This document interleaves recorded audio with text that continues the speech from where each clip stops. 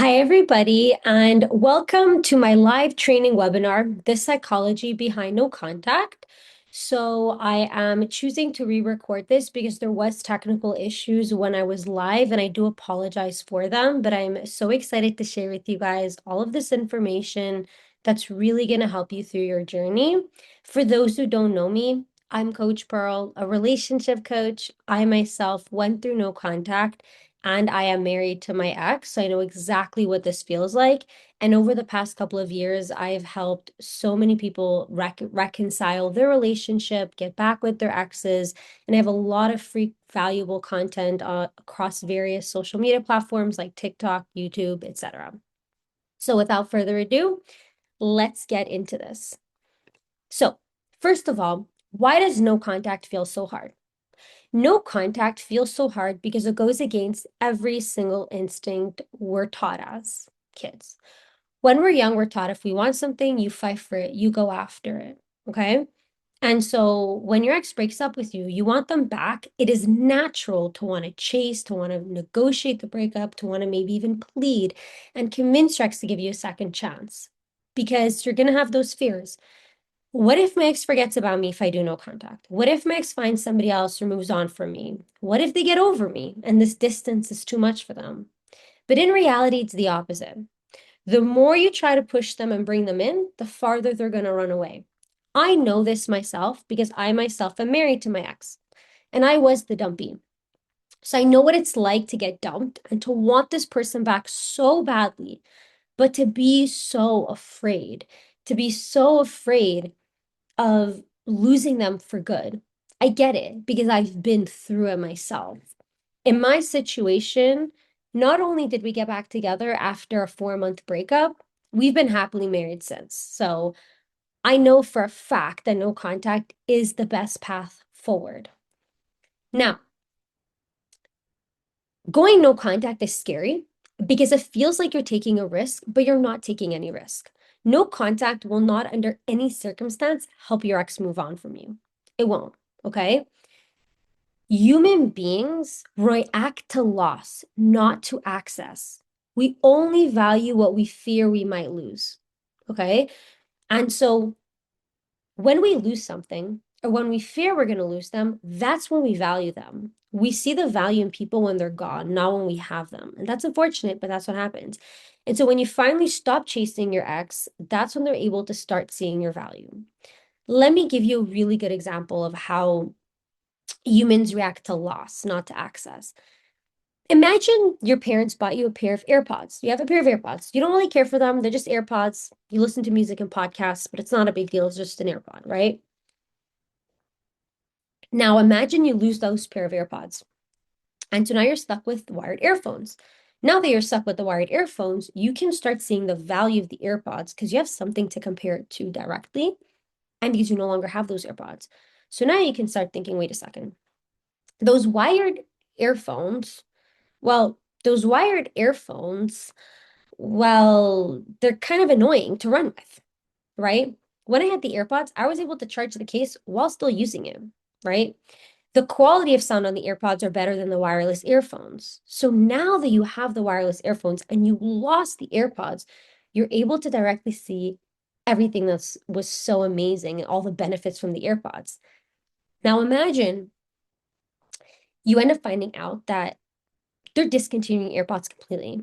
Now that you lost it, you're going to see the value even more because you're like, whoa, I had the AirPods, but like now they're gone and they're gone for life. And now you're going to be so desperate to just like have wished that you took better care of those AirPods and you're going to start thinking of like how much better you should have done. So when we lose something, that's when we see its value. And it's the same thing with human beings. When you go into no contact, that's when your ex loses you. Now that your ex is losing you, that's when your ex is finally able to see the full value of what you provided because they no longer have access to it. They no longer have access to those benefits.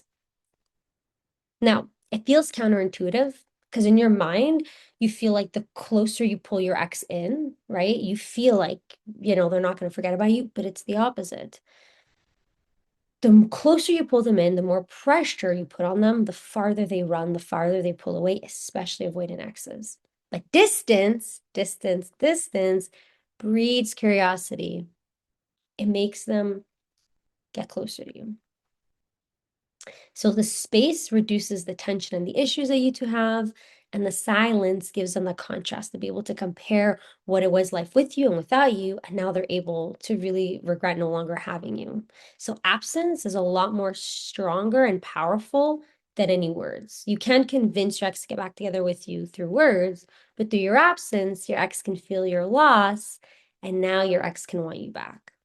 So as the title of this webinar suggests, let's discuss the core psychological principles behind no contact. The scarcity effect, okay? When something becomes less available, it becomes more valuable. So it's like the example of the AirPods. So your silence and you not being accessible and available will make your ex see your value more.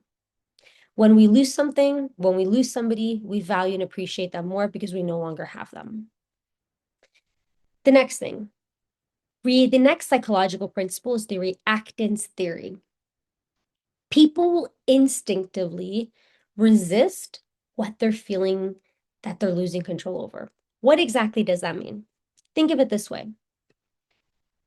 If, for example, a kid is told, don't put your hand on the fire, don't put your hand on the fire, you want to put your hand on the fire. You want to put your hand on the fire because you're like, wait a second.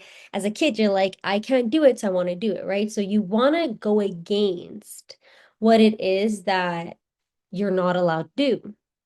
And so if, for example, you, for example, are trying to control your ex and you're like pressuring them, let's get back together, I need to get back together, and you're not respecting the breakup, your ex is going to be more likely to resist getting back with you and to react negatively to that because you're taking away their power, you're taking away their control over making this decision. Especially avoidant exes, they need some type of free will and they need the possibility to have some type of independence and some type of ways to make their own decision. They don't like this feeling of being pressured and being forced into something. So the more you try to push them into doing it, the farther they push you away. The closer you pull them in, the more they run. But the farther you run away, the more they pull you in. That's the way it works. Now, the next psychological principle is we're going to learn the psychology behind chasing versus silence, okay? So when you chase your ex, when you run after your ex, all you're essentially doing is boosting your ex's ego and it lowers your value. The more you chase your ex, the more your ex is like, wait a second, I have so much value because you want to be with me so badly. That must mean I'm great, I'm amazing, everybody's going to want me. And it's giving them this delusional sense of self-importance. They feel like they're really important. They feel really strong. They feel really important. They feel really strong. They feel like they're so great. They're so much better than you, which is bad. Not what you want, right? You don't want to put your ex on this pedestal they don't belong on and make them feel like they're too good for you. The opposite can be said about you. If, for example, you chase, it also takes away your value too. Because you're not showing that self-respect, that confidence. You're showing them you're willing to beg. If you're willing to beg for them, you can't be that great and they must be so great. So psychologically, it just plays those tricks on you, right? If, for example, you walk into a car dealership and the car dealership is desperate to sell you this Honda. You're gonna think, well, they're so desperate to sell it to me, it can't be worth that much. Why are they so desperate? But if you walk in the car dealership and they're not desperate to sell it to you, it actually sounds like they don't care if you buy it. You're gonna think, wait a second, that there must be all these buyers lining up to purchase this car because why else would it be this way, right? And so that's the big difference between when you chase versus when you're silent. If you're going to act desperate and needy and not act in a way where you see your worth and your value, well, your ex is not going to see your worth and your value. And if you treat them in a way that they have so much worth and value, your ex is going to think they have too much worth and value, more than you could ever have, right? That's pretty much the way that it goes. So now, same can be said on the way that you carry yourself. So let me give you another example to make it clear. I'm a relationship coach, right? I have my one-on-one sessions. I do my no contact support program too. Let's just say you, for example, book a session with me and I sound very unsure. I'm hesitating and I'm like, I think you should go no contact. I'm not really sure, but I think this is best for you. I think this is what you would want. If you're really not sure, right? If I'm really not sure, you're gonna think, well, she's not sure about her advice. I'm not gonna trust her advice if she doesn't trust her advice. So if I lack confidence about the advice I'm able to provide you with, you're gonna lack confidence in me. That's just the way that it works. So I need to know my worth and my value for you to see it. Same thing. If you act like you have no worth and value with your ex and you chase and you beg and you plead, well, your ex is going to think, well, you must not have any options and nobody must want you and I must be so much better than you, or else you wouldn't be acting this way. So psychologically, we will value other people the way they see themselves and value themselves.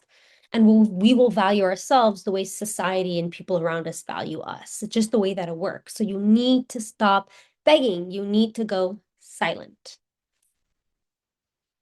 The next psychological principle is value awareness. And that's one that we did speak a little bit with the scarcity effect. We realize the true value of someone once they're gone. That's when that value awareness comes up. So you have to be gone in order for your ex to miss you. You have to take away every single benefit that you provided for them in this relationship in order to really miss you. So now next, the Zeigarnik effect. Sorry, I was troubling pronouncing that. But when there's unfinished emotional business between you and your ex, that's when that's going to stay active in their brain because there's a lack of closure. That's what they feel. You know, for example, for you from this breakup, that lack of closure is driving you insane. You're like, there's this unfinished conversation, there's unfinished questions that I need answered, right? So if you go into no contact out of nowhere, like, you know what, I'm going to go into no contact. Well, now there's this unfinished emotional story with your ex that's still there, this unfinished business. Because we're like, well, why did you go no contact? Did you meet somebody else? Do you think I'm not good enough? Do you not want me anymore? What's going on? And that's what makes them start thinking about you, questioning things. That's what will drive your ex crazy in a positive way. That's what you want. Now,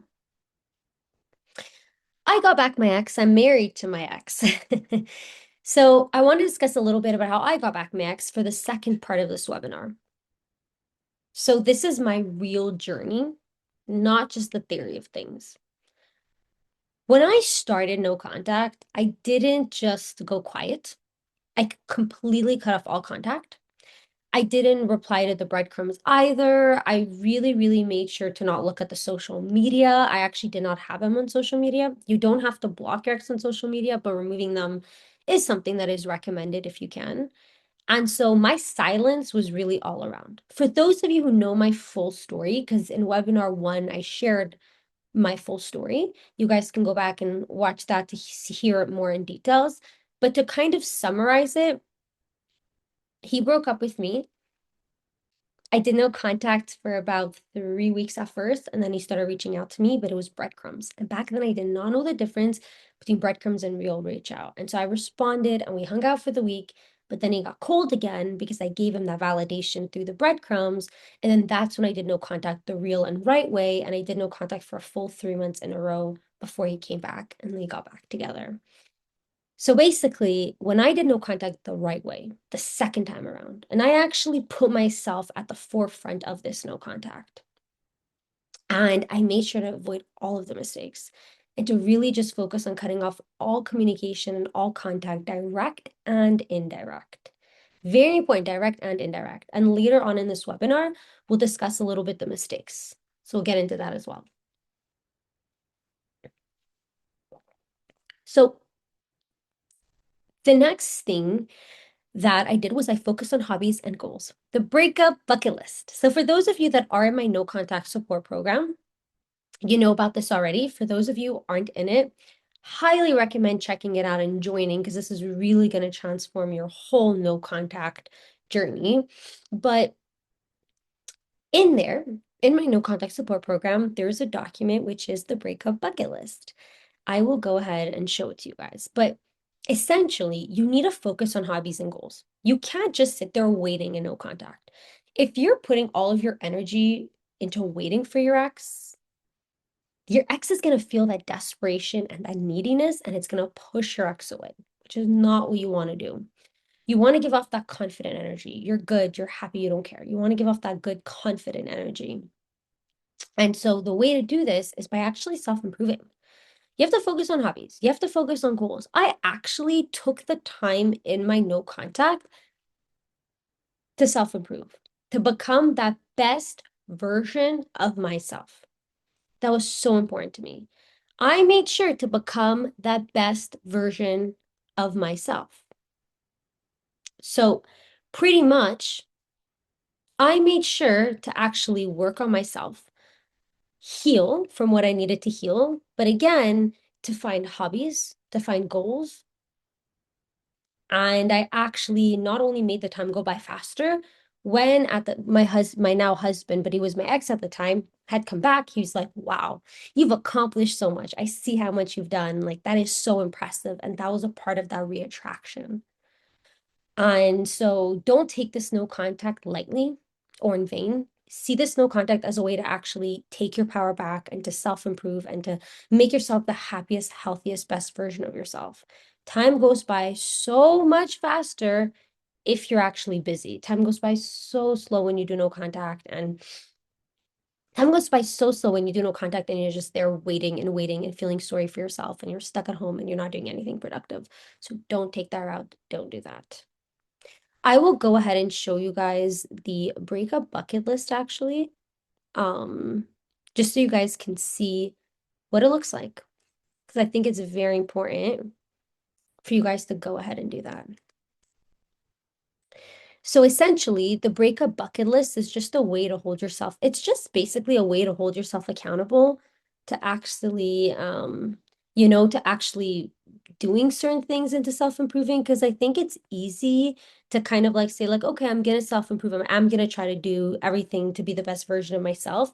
But then it's very easy to shift that energy back onto your ex. A lot of people, they're like, well, I'm gonna take my no contact seriously and I'll focus on myself and I'll do this and I'll do that. But then it's like, you know, they just end up missing their ex and they miss their ex so much to the point that it's like, okay, they cannot keep focusing on themselves. And so in this breakup bucket list, it's basically a document that you're going to see where it separates and highlights individually every single goal and even separates it into categories of what you want to do. And so I'm going to show you guys the breakup bucket list, what it looks like. And this is in one of the modules in my no contact support program. So for those of you who don't know this, in my no contact support program, it's a monthly program, and there's an actual course, a video course with different modules. So I'll show you what it looks like. Here, you guys can see my screen, enter full screen. So this is the actual course on the program. And here in this module of how to make no contact easier and heal, you can click the breakup bucket list template, you can download it, and you can put here fun things to do, career goals, personal goals. So it's just like a way to keep track of everything. And I'll show you more of the no contact program after. But let's get back to our webinar. So now, as I said, I did the real self-improvement, and then that's when he came back. So the big difference between no contact the right way and the wrong way is you're doing it the wrong way if your only goal is your ex coming back, your ex coming back. I understand. When I did my no contact, my motivation was for him to come back. So I get it, and it's normal and it's natural to want your ex to come back. It's 1,000% normal. It's just the way that it is. It makes sense to want that. But you can't just focus on that. Your journey is equally as important as your end goal. The journey is so important. Don't make this journey more painful than it has to be. No contact is hard. Make it the easiest that you can make it for yourself. Okay. And now we'll talk later on a few mistakes that people avoid. And that's when you're going to understand what I was talking about before about doing also actually following all the rules of no contact and not messing up. Now, the next big thing, how long to stay in no contact? That's a very big question. You're going to go on YouTube or TikTok or Facebook or wherever you're at. Coach will be like 30 days, 60 days, 75 days. In reality, I do not feel comfortable giving people a timeline of when to break no contact because you're not supposed to break no contact. The dumper is supposed to break no contact. Everybody's ex has a different attachment style. Some are fearful avoidance, dismissive avoidance, some are secure, some are anxiously attached. Every ex has a different amount of distractions. Some may be in rebound relationships, some might not. Some might bury themselves in work, and some might have a big support system and might be distracted for longer. Some will be distracted for less long and have shorter relief stages. Every situation is different. Yes. The only thing I can say though is that your ex, the dumper, knows the ball's in their court. They know that they broke up with you. They know that if they want you back, they can have you back, especially if you, like most people, already begged, already pleaded, already fought for them. Most exes, most dumpies don't just say, okay, you broke up with me, that's fine, right? So especially in cases like that, that's how you know that your ex knows that it's up to them to break no contact. Your ex knows that it's up to them to reach out. And then your next big fear might be, well, what if, or your next big fear might be, well, what if my ex has a big ego? What if my ex is scared? What if my ex is just not the type to reach out?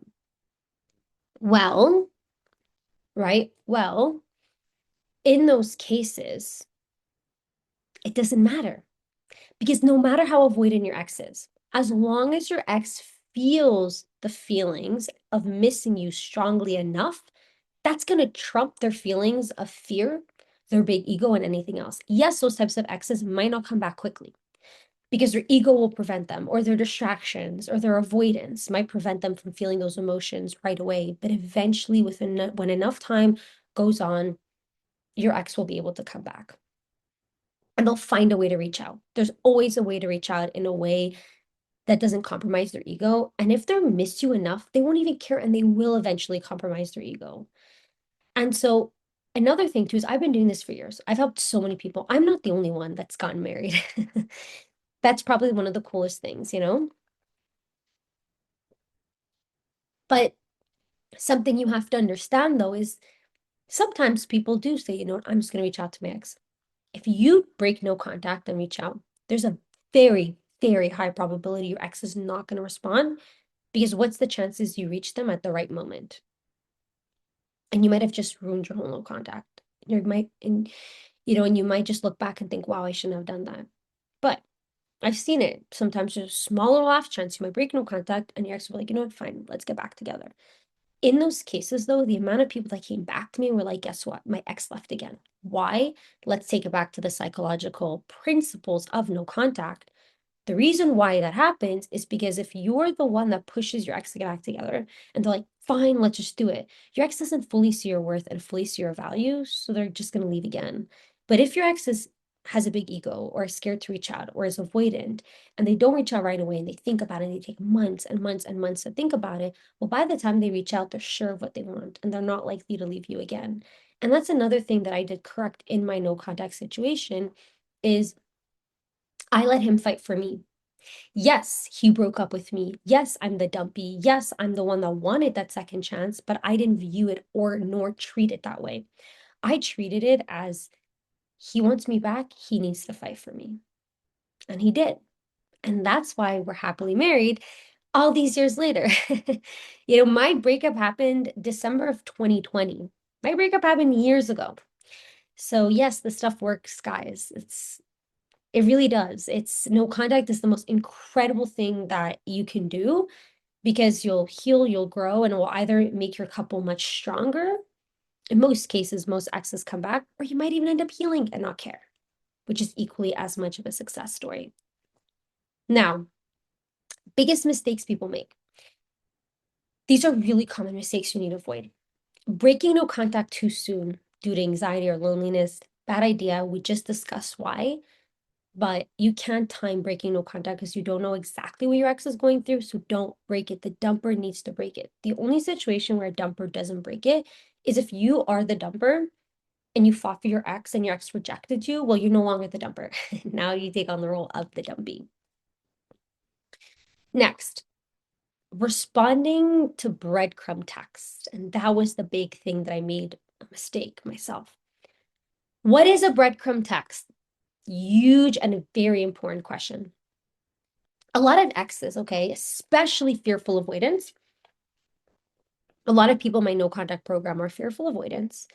And so what happens with the fearful avoidance basically is that, wow, they're going to get anxious and feel like maybe they're going to get anxious and they're going to start feeling, okay, maybe I'm losing them. And so they might send you a message, not to reach out to get back together with you, just to kind of see like, could I still have them? But that's bad. So if your ex is trying to be friends with you, if your ex is trying to sleep with you or have any benefits of having you in their lives, if your ex is just checking in on you constantly with nothing more, they're like, I love you, but I can't be with you. Breadcrumb, breadcrumb, breadcrumb.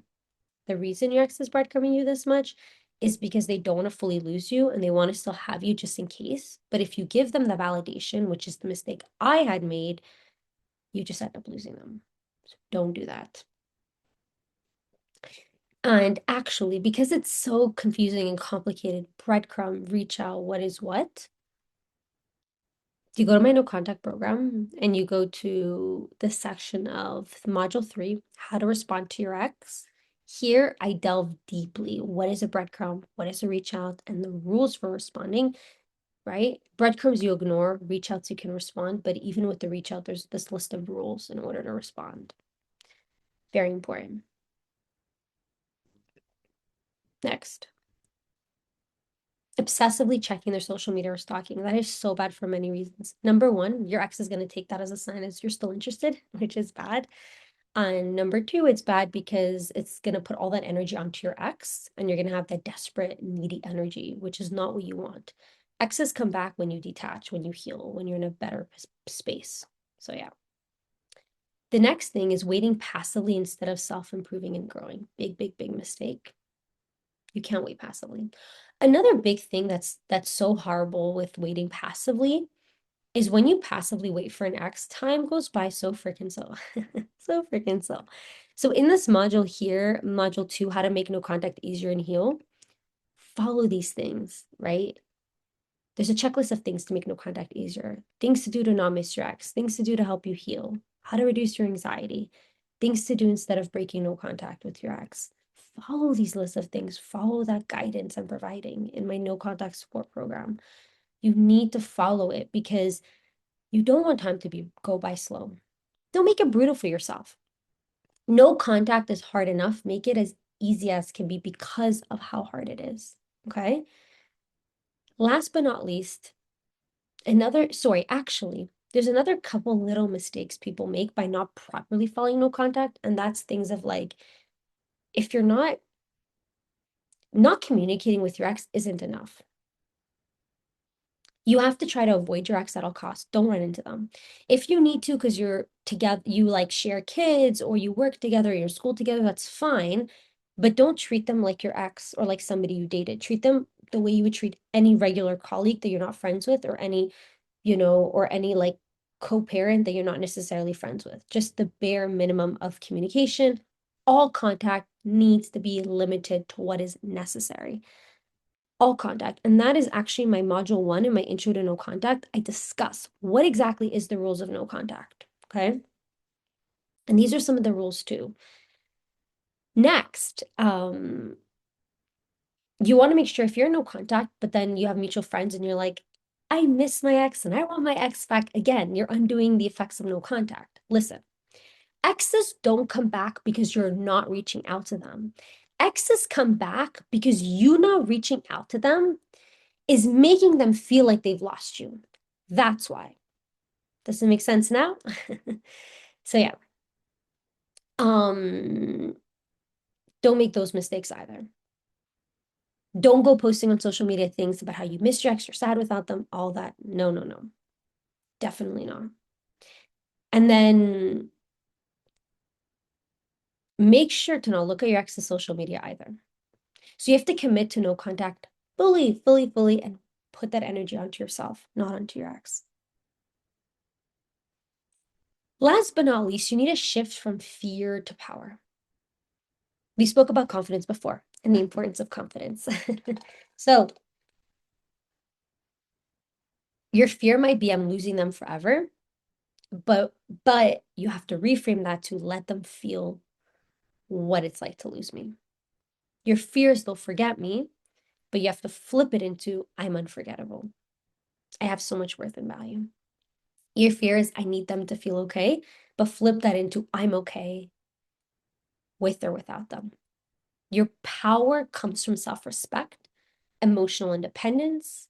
When you radiate calm confidence, that's when they feel your absence, not neediness, not desperation either. So if you see your worth and your value, you're giving your extra opportunity to see it too. Now, how can I help you? Of course, as you guys know, I do one-on-one sessions, but the big thing that's really going to help you the most is my no contact support program. So it's a 4-week no contact program, and it's a group program. So there's many people in this program. And what we basically do is, first of all, you get 5 pre-recorded video modules. So module 1 is an intro to no contact. Module 2 is how to make no contact easier and heal. Module 3 is how to respond to your ex. So that's where they're all the breadcrumbs, no breadcrumbs, how to respond and all that. Module 4 is attachment styles and the timeline it takes for exes to come back. And then module 5 is how to make your relationship healthy again. In every single module, there's videos. So in every module, there's videos. So in module 1, for example, right, it's about what is no contact, the rules of no contact, the benefits, and how long should a no contact last. There's also a couple bonus videos. And then at the end of every module, there's a quiz to make sure you understood. And if you go back to module 2, not only is there the quiz, in module 2, there's exercises. So module 2 is an important module too, because it's about tips to make no contact easier and heal, right? So there's all these tips that you're going to get in this module, but then you're also going to get the breakup bucket list template. And like I showed you before, and there's a social media no contact tracker sheet. So for those of you that struggle to not look at your ex's social media, well, look at this tracker sheet. This tracker sheet is going to teach you and is going to give you that guidance to be able to make sure to essentially, well, not look at your ex's social media. So you're going to have to track how you basically have goals of like how much you want to look at your ex's social media, and you slowly reduce that. You reduce the amount of times you look, and you basically have to write down week 1, Monday, how many times you look at it, Tuesday, Wednesday, Thursday, Friday, Saturday, total amounts of times I looked at my ex's social media week 1, something I did this week that helped me reduce the urge to look at my ex's social media. You write that down, and then you write down something I will be doing next week when I get the urge to look at my ex's social media. This will help you stop looking. In module 3, it's what is a breadcrumb, what is a reach out, rules for responding to next. Module 4 is really important because it's all about attachment styles. And that's something we didn't talk about in this live, but you'll learn about the 4 different attachment styles. You'll learn about the anxious avoidant dynamic. You'll learn about how long no contact lasts with each attachment style. And there's the quiz. And then last but not least, very important module, how to make your relationship healthy again. And the next comes back. Tips for making the relationship healthy again, how to be happy in this relationship, because that's something that people struggle once an ex comes back. They can't forgive or let go of all the hurt and pain. And then there's also tips for dealing with anxiety and fears of your ex leaving again. So this is the course that you're getting. The next thing that you get is weekly group Zoom calls with me. So we have small breakout groups of people. So there's a couple people in each group, and we do weekly group Zoom sessions. So within that 4-week period, you get to do 4 group Zooms, and they're small. There's only a couple people in them. So you get to talk to me, you get to talk to other people, ask for advice about your situation. So it's really nice. And then there's a support group chat. There's a texting support chat on Telegram that we have for the members of this program. So you can get support from other people, meet other people, learn about their situations, and you can also text me directly through it because I'm on it as well, and I will give you help with your situation. So if you're in a situation where you're getting breadcrumbed and there's so many things that are happening and you're struggling to stay strong, you send a text. I'll be there to help keep you accountable, and so will the others in the program. As special bonuses, you get 20% off for one-on-one sessions with me. You get unlimited email support, and you get bonus content and videos. Your membership will last 30 days, and you have the possibility to renew. since you guys attend this webinar, there's a very special promotion. So for right now, you can sign up to the program for the 4 Zoom sessions, the program, the course itself, and the texting support chat. So the whole program for the whole month, it's $349, and you can make 2 payments. You can split it into 2 payments every 2 weeks. And so right now, it's on special, and I'll show you guys here on my screen. Give me a second. I'll show it to you. Oh, 1 second. If you go here, there's a special 15% off for $349. Or you can do, if you do a payment plan, it's 2 payments of 200. And yeah, so you guys can be on a payment plan. You guys can make 1 payment. And so you'll get access to it for the whole month, and you'll get all the support that you need. So now, this webinar also has the giveaway. So we have the giveaway of the 2 free 20-minute Zoom sessions. So after I finish this recording, I will enter everything through a software, and you will get an email with the winner of this giveaway. Lastly, I would like to keep doing these live webinars, hopefully maybe once every month or every 2 months if I can, with new topics. So you guys can always respond to the email I'm going to send. And email me at pearl@strongerby2.com. It will be down below for any other topics you would like for me to cover. And since this video was recorded after the actual live, usually I have a question period where people can ask questions. And so I won't be doing the question period right now because it's past the recording. But I did do a question period when I was live. And if you guys join again next time, you'll have this opportunity to ask questions and to be a part of this question period. So make sure to sign up to my no contact support program. It's on sale right now, and it's going to help you so much. I mean, you have absolutely nothing to lose. You know, yes, your breakup can be temporary, but for that, you have to take action, right? You have to take action. I'm always going to be someone that's there to support you. Obviously, I have videos on TikTok, on YouTube, all over, to keep helping you guys. And it was such a pleasure. As always, remember, you're stronger by 2.